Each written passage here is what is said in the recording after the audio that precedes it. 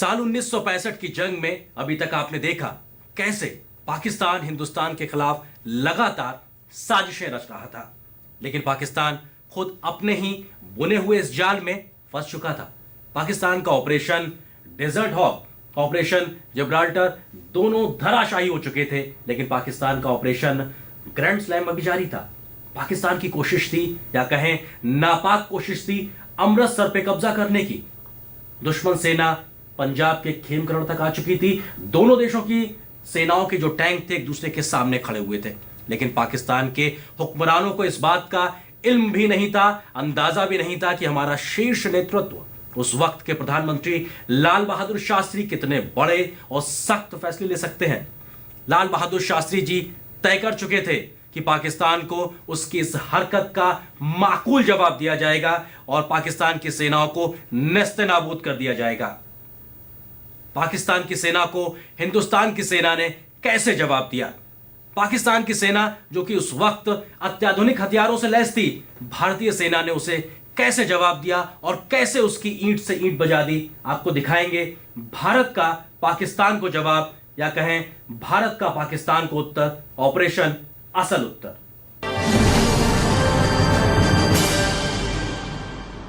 अगर तलवार की नोक पर या एटम बॉम्ब के डर से कोई हमारे देश को झुकाना चाहे, दबाना चाहे, ये देश हमारा दबने वाला नहीं।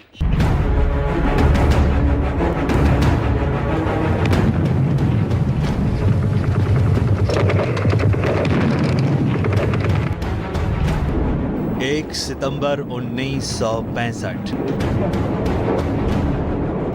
पाकिस्तान ने छम पर हमला बोल दिया। छम पर कब्जा जमाकर पाकिस्तानी सेनाएं अखनूर तक बढ़ती आ रही थी। पाकिस्तान के इन हमलावर तेवरों को पस्त करने के लिए 1 सितंबर की शाम को ही भारतीय वायुसेना ने पाकिस्तानी सेना पर जवाबी हमला किया। 5 सितंबर तक जम्मू कश्मीर पर पाकिस्तान के हवाई हमले तेज हो गए थे। सेवर जेटों के हमले से कश्मीर दहल उठा और उनकी धमक अमृतसर तक पहुंच गई। अब दुश्मन सेना को करारा जवाब देना जरूरी हो गया था।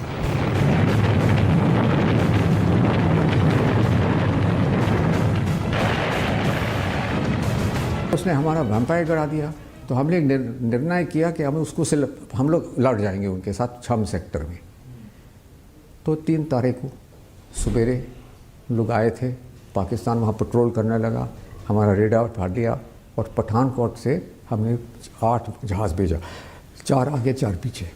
उसके बाद थोड़ा लड़ाई हुआ और लड़ाई के बाद हमारे भाई ने एक जहाज़ को उसको गिरा दिया।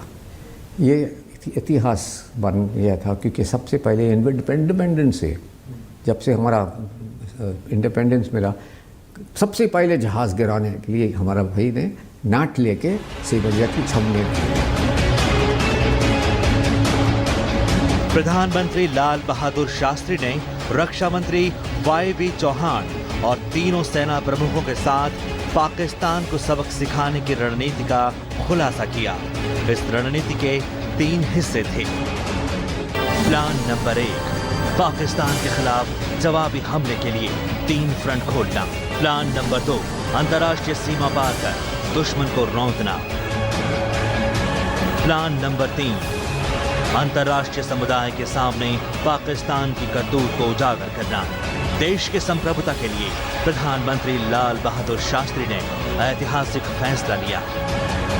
शास्त्री जी ने कहा कि इसका हल क्या है जनरल? वो कहने लगे जी ये इसका हल तो यही है कि हम एक और फ्रंट खोल लें ताकि इनका डाइवर्ट हो जाए अटेंशन। तो उन्होंने कहा तो फिर खोलो, इसमें क्या है? कहते जी उसके लिए फिर हम जब इधर खोलेंगे तो ये जो एक बॉर्डर, इंटरनेशनल बॉर्डर, उसको क्रॉस करना पड़ेगा। तो शास्त्री जी ने कहा करो क्रॉस। 6 सितंबर की रात पाकिस्तानी वायुसेना ने भारतीय वायुसेना के 4 एयरबेस पठानकोट, आदमपुर, हलवाड़ा, जामनगर और 3 रडार स्टेशन अमृतसर, फिरोजपुर और जामनगर पर हमला बोला। अगली सुबह भारतीय वायुसेना की 3 स्क्वाड्रन हमले के लिए तैयार थी। वायुसेना ने पाकिस्तान के रसद पहुंचाने वाली ट्रेन पर हमला किया।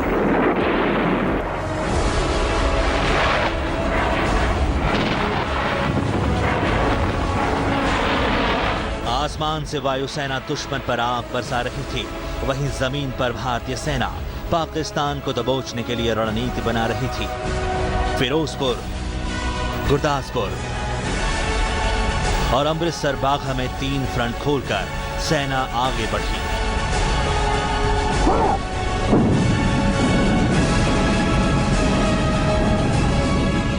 जल्द ही सेना ने पाकिस्तानी सीमा के भीतर घुसकर लाहौर के पास एक रेल ठिकाने को अपने कब्जे में ले लिया।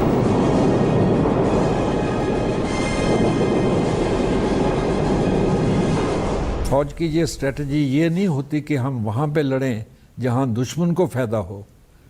स्ट्रेटजी तो ये होती है कि हम वहाँ पे लड़ें जहाँ हम सक्सेसफुल हो सकते हैं और दुश्मन को मुश्किल होगी। तो इंडियन आर्मी ने लाइन ऑफ कंट्रोल कश्मीर के बदले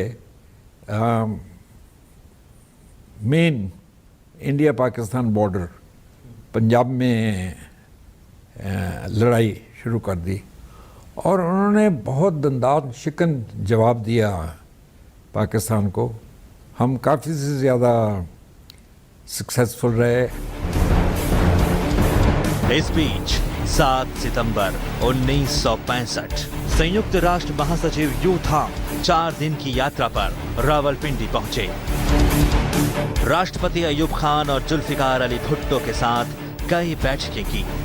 यू थांग दोनों देशों के बीच शांति का मार्ग ढूंढने में लगी थी।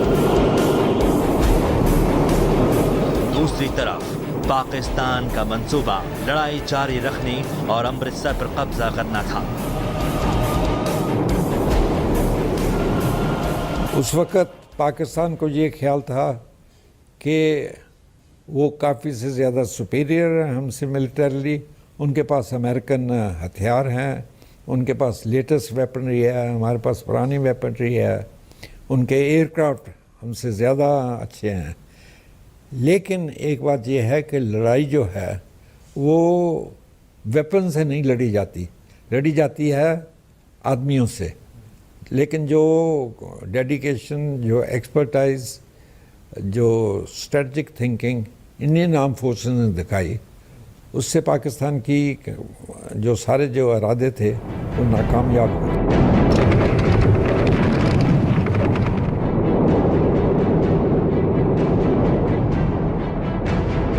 पाकिस्तान की इस हिमाकत का जवाब भारतीय फौज लाहौर फतह करके देना चाहती थी।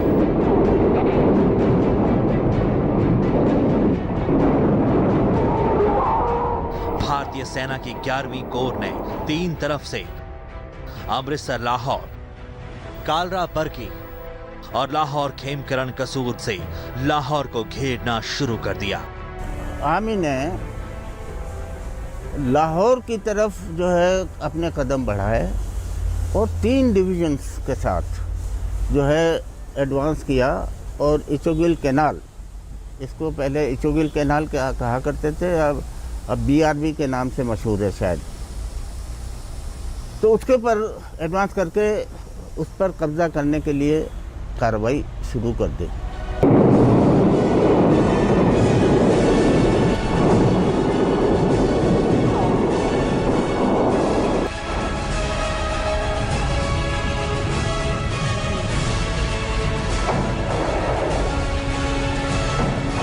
फील्ड मार्शल अयूब खान को रत्ती भर भी अंदाजा नहीं था कि भारतीय फौज पाकिस्तान के सुरक्षा कवच इच्छुगिल नहर तक घुस आएगी। भारतीय सेना की 15वीं डिवीजन ने मेजर जनरल निरंजन प्रसाद के नेतृत्व में इच्छुगिल नहर पर कब्जा जमा लिया।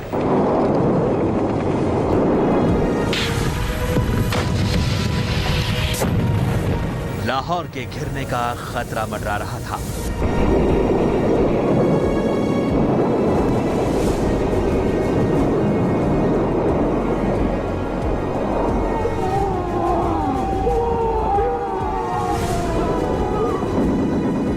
अब राष्ट्रपति अयूब खान ने भारत के खिलाफ दुनिया में दुष्प्रचार करना शुरू किया। प्रधानमंत्री शास्त्री पाकिस्तान की इस कूटनीति को भांप गए। शास्त्री जी ने दुनिया के सभी बड़े नेताओं को पाकिस्तान की करतूत बताने के लिए खत लिखा।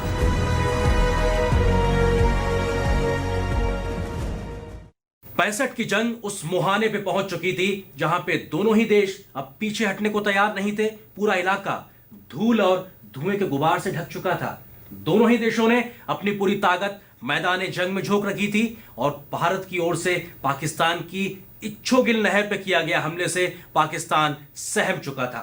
पाकिस्तान की सेनाएं अब दबे पांव हिंदुस्तान के खेमकरण तक घुसाई थी ताकि उधर लाहौर पे दबाव कम हो सके।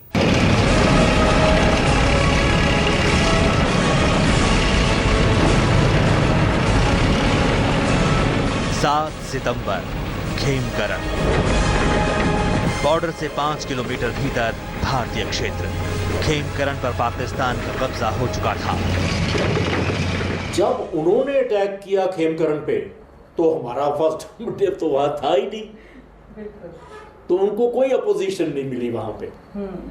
एक आउटडेटेड शर्मन टैंक्स वाली रेजिमेंट थी वहां, वो सिर्फ उन्होंने जितनी रेजिस्टेंस वो पुट अप कर सकते थे वो की, and they just walked in and they occupied Khemkaran. Actually जो उनको रेजिस्टेंस हमने दी that was at Asal Uttar, and I was with the Asal Uttar brigade at that time. भारतीय फौज ने खेमकरण को वापस लेने के लिए जोरदार लड़ाई लड़ी।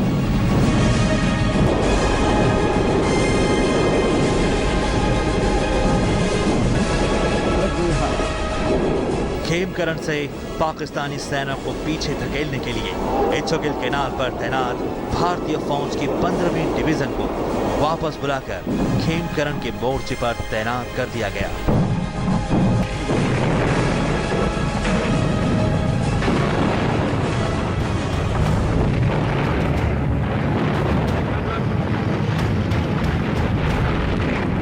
पाकिस्तानी टैंकों की धूल खेमकरण से 7 किलोमीटर दूर असल उत्तर गांव की तरफ उड़ने लगी थी। तकरीबन 300 से ज्यादा पैटर्न टैंकों की घरघराहट से असल उत्तर कांप गया था।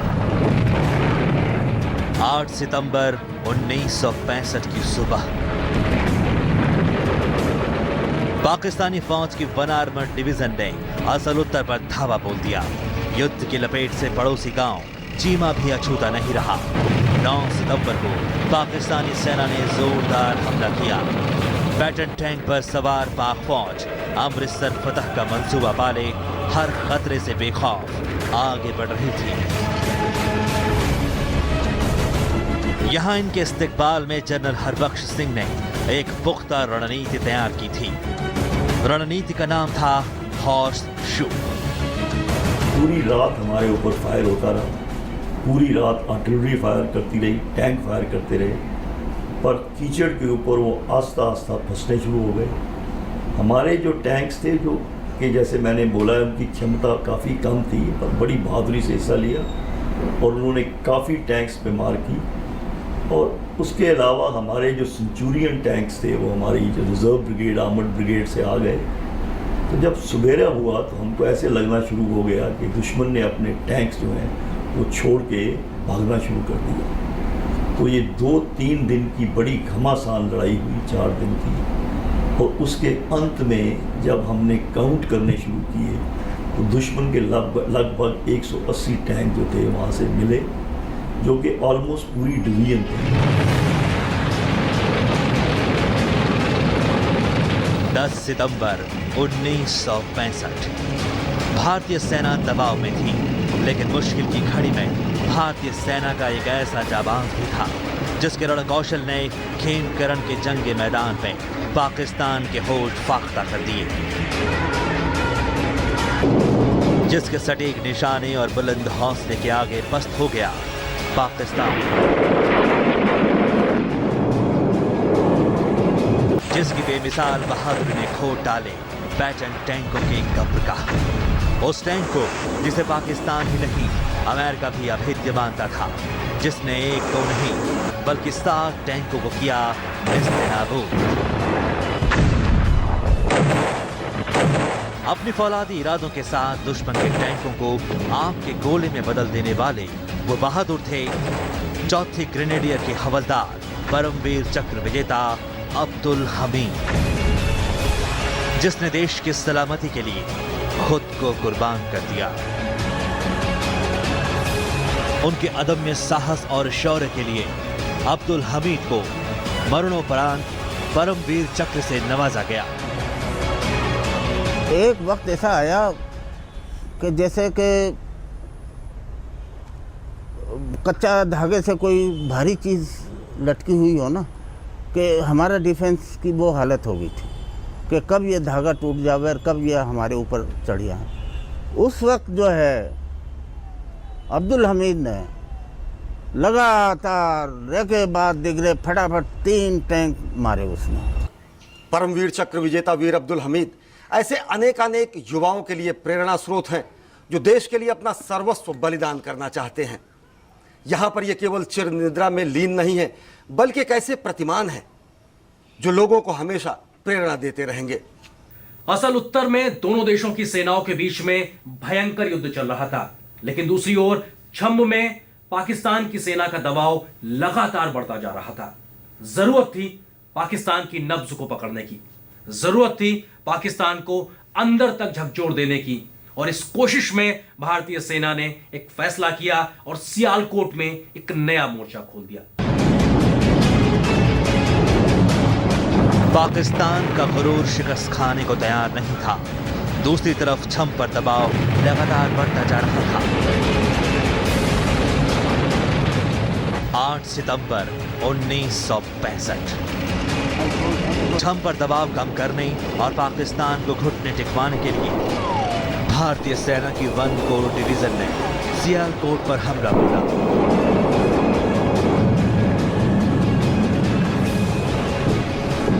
और दुश्मन के खेमे में दहशत पैदा कर दी।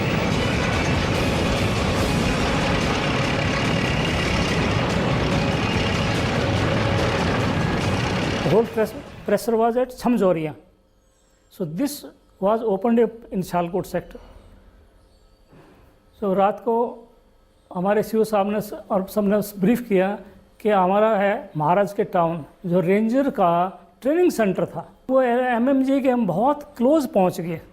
तो हमारे 2 जवान केरला के थे, उन्होंने हैंड ग्रेनेड लिए और वो एमएमजी के ऊपर फेंक दिए, तो एमएमजी डिस्ट्रॉय होगी। फिर पूरी बटालियन हमारी उठ के फिर महाराज के टाउन में घुसे हम। 1 आर्मर्ड डिवीजन ने फैसला लिया कि वो रुर्की कालन की तरफ से फिलोरा को घेरेंगी और दुश्मन फौज को चकमा देकर उस पर हमला करेंगी। आसमान से पानी बरस रहा था, जमीन दलदल हो गई थी, टैंकों की रफ्तार थमने लगी थी।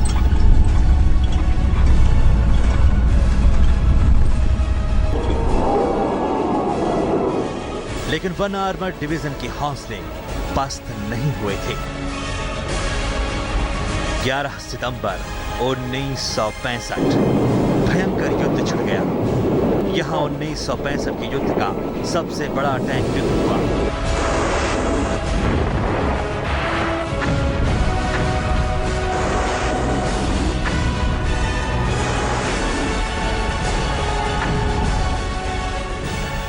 दिन के 3:30 बजे भारतीय सेना ने फिलोरा और आसपास के इलाके को अपने कब्जे में ले लिया। पैटर्न टैंक खड़ी हुई है और उनके जो ऑफिसर्स और आदमी बैठे बैठे चाय पी रहे हैं। वो सोच रहे थे कि जो टैंक पर से टैंक बैटल हो रही थी उसके अंदर जब फायरिंग ख़त्म हो गई तो उन्होंने सोचा कि वो जीत चुके, क्योंकि वो साइड पे हो रही थी। उनको ये तो पता नहीं था कि इंडियन आर्मी ने उनकी तकरीबन 50 टैंकें मार दी थी। तो जब उन्होंने मेरी टैंक देखी तो वो भागे अपनी टैंक छोड़ के, और जो भी आदमी थे फिलोरा से भागना शुरू कर दिया उन्होंने। इतने में मैंने मैसेज पास की कि फिलोरा कैप्चर हो चुका है। टैंकों की इस लड़ाई में पूना आर्मर रेजिमेंट की 4 हॉर्स और 17वीं हॉर्स ने अद्भुत युद्ध कौशल का परिचय दिया। 4थी हॉर्स रेजिमेंट की कमान एम बख्शी संभाल रहे थे और 17वीं हॉर्स रेजिमेंट की जिम्मेदारी लेफ्टिनेंट कर्नल AB तारापोर के हाथ थी। हमारे CO साहब जो इस लड़ाई के अंदर ऑलरेडी बहुत सिवियरली घायल हो चुके थे और वापस उनको इवैक्यूएट करने के लिए कहा, मना कर दिया। उन्होंने कहा कि जब तक पूना हाउस, मेरी प्यारी पूना हाउस है, या तो मैं इसके साथ ज़िंदा रहूँगा या मरूंगा, पर जाऊँगा नहीं। मैंने देखा था उनके खून बह रहा था, बहुत सख्त। नेक्स्ट डे उन्हीं CO साहब को ऑर्डर मिला कि आप चविंडा के आसपास एक स्टील रिंग डालोगे। उसके लिए सबसे पहला ऑब्जेक्टिव होगा वज़ीर वाली, दूसरा जसोरन और तीसरा भुट्टो डोगरानी।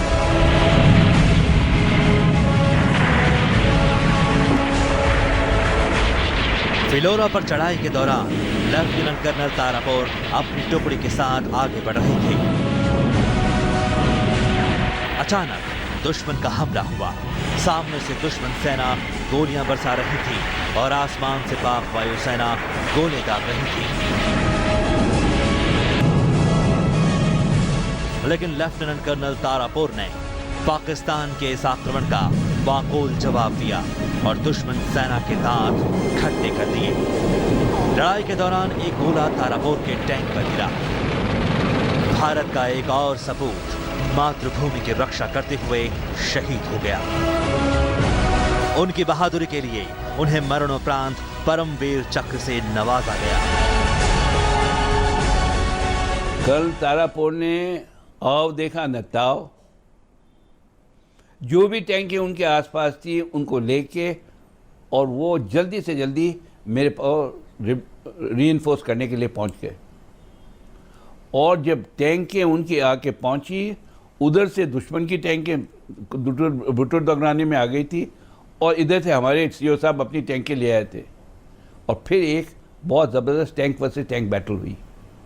साथ के साथ आर्टिलरी फायर और शुरू कर दिया पाकिस्तान ने, क्योंकि चविंडा के बड़े बड़े टावर्स हैं, उसके उनके OPs बैठे हुए थे, वो बड़ा एक्यूरेट फायर डालना शुरू कर दी। अंधेरा हुआ, टैंकों ने वापस इन्फेंट्री के ऊपर भुट्टो डोगरानी को इन्फेंट्री पे छोड़ा, एयर गढ़वाल को, और जब वापस हम इकट्ठे हुए तो वहाँ देखा कि CO साहब की लाश है। वो और उनके आईओ कैप्टन जसबीर सिंह उस बैटल में जहाँ की मैं लड़ रहा था मारे गए थे।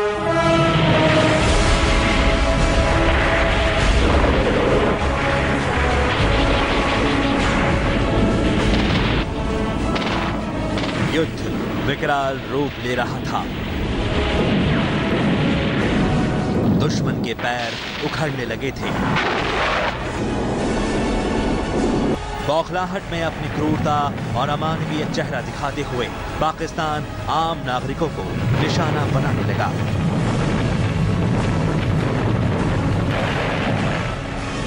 19 सितंबर को पाक वायुसेना ने सिविलियन प्लेन को निशाना बनाया। विमान में गुजरात के मुख्यमंत्री बलवंत राय मेहता और उनकी पत्नी सहित 5 लोग सवार थे। हमले में सभी की मौत हो गई। 20 सितंबर 1965 आधी रात का वक्त, अंबाला शहर गहरी नींद में सोया हुआ था। अचानक तेज धमाका हुआ। पाक वायुसेना के एक जहाज ने 300 मील भारतीय सीमा में आकर बम गिराया। इस हमले में 12 निर्दोषों की जान गई।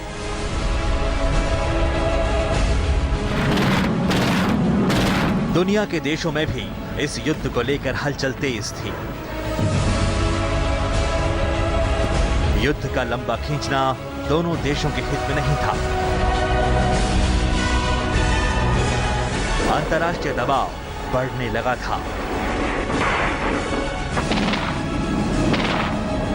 भारत के दबाव की वजह से अब तक अपने नापाक मंसूबों को फेल होता देखकर और भारतीय सेना के पाकिस्तान में बढ़ते कदम से घबराकर पाकिस्तान संयुक्त राष्ट्र के प्रस्तावित युद्ध विराम के पहल को मानने को तैयार हो गया।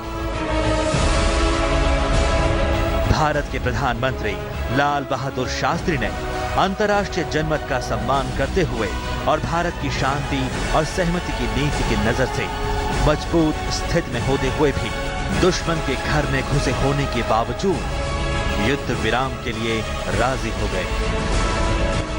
23 सितंबर की सुबह 3:30 बजे युद्ध विराम की घोषणा कर दी गई। साथियों, आज सवेरे 3:30 बजे भारत और पाकिस्तान में लड़ाई बंद हो गई। जैसा आप जानते हैं, लड़ाई बंद करने में 15 घंटे की देर हुई, क्योंकि पाकिस्तान इसके लिए देर से राज़ी हुआ। गो कि पाकिस्तान ने बहुत देर से जवाब दिया, फिर भी हमें खुशी है कि आखिर वो लड़ाई बंद कर देने को तैयार हो गया।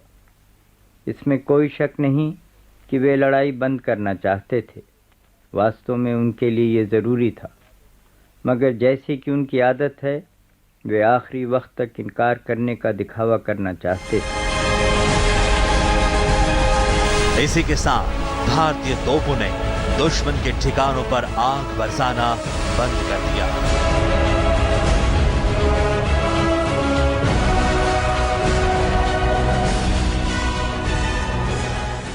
भारतीय फौज पाकिस्तान के अंदर तक घुस चुकी थी। पाकिस्तान की सेना को हिंदुस्तान की सेना के शौर्य और पराक्रम के आगे घुटने टेकने पड़े थे। ना चाहते हुए पाकिस्तान को हिंदुस्तान के आगे झुकना पड़ा था। अब तक पूरी दुनिया पाकिस्तान की इस नापाक हरकत का सच जान चुकी थी। उस वक्त के सोवियत संघ के कहने पे हमारे प्रधानमंत्री लाल बहादुर शास्त्री ने पाकिस्तान के राष्ट्रपति अयूब खान से मुलाकात की थी। तात्कालीन सोवियत संघ के शहर ताशकंद में दोनों नेताओं के बीच में क्या हुई थी बातचीत, और इस बातचीत के बाद में हमारे प्रधानमंत्री लाल बहादुर शास्त्री की कैसे हुई थी मौत, जानने के लिए देखिए हमारा अगला अंक